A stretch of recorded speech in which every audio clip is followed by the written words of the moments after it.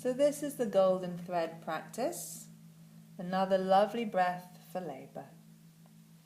For all the time when your cervix is doing that amazing job of starting to soften, starting to move forward, starting to rise up and thin, starting to open.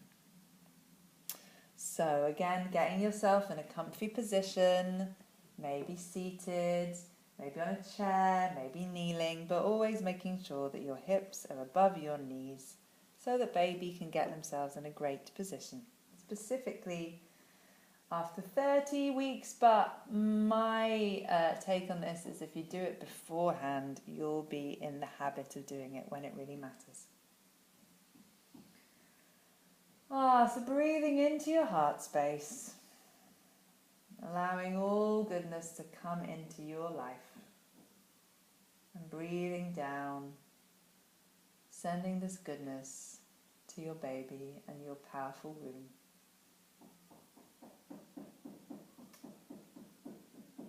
Having your hands wherever feels good.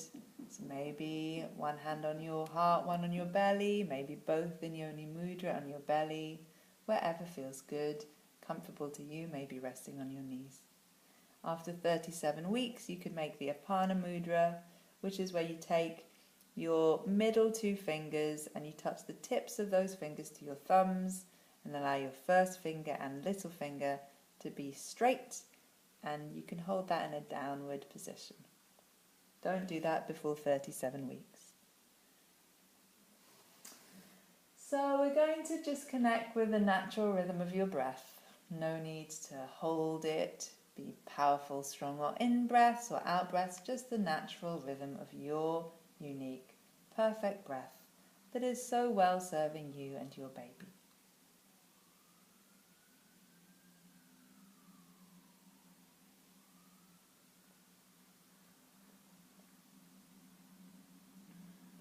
Now you're going to imagine the place where your pubic bones meet.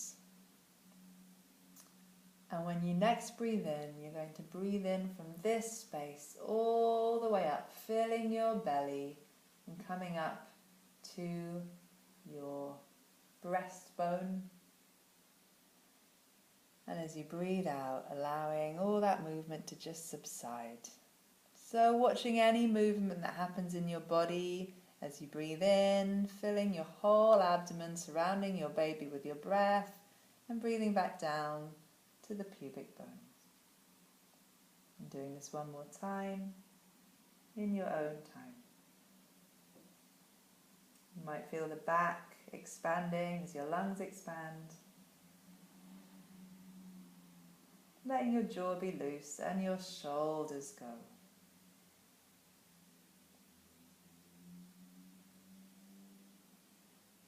And doing this again, but this time allowing the breath to come and actually make space between all your ribs, the front ribs, so they all can move apart from each other, stretch out. And when you breathe out, allowing that to subside. Back to the pubic bone as you breathe in. Your belly fills, your ribs, your front and your back ribs expand as well.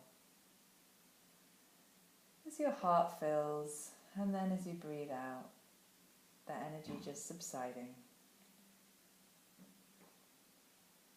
And this time as you breathe in, that same movement, and the breath comes and fills all the way up to your collarbones. And when you want to breathe out, you let all that go. Your baby will be enjoying this so much. So some more breaths like that.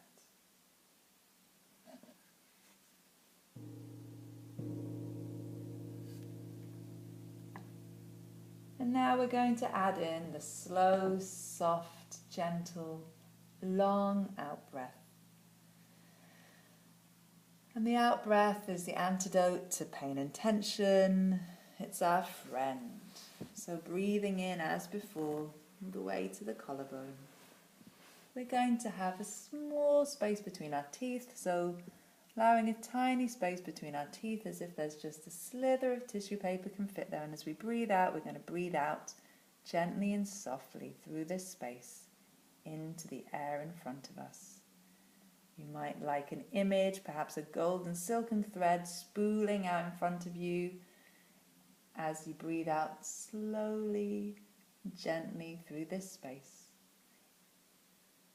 So in your own time, breathing in, filling your abdomen, allowing your wrists to expand and open front and back up to your collarbones.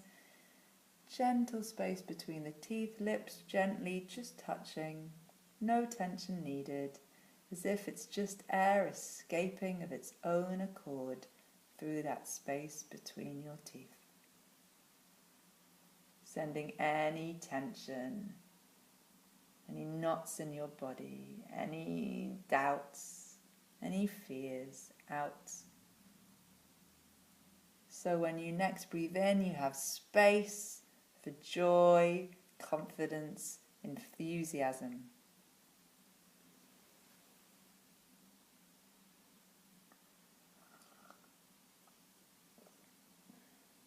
Doing this as many times as feels good to you.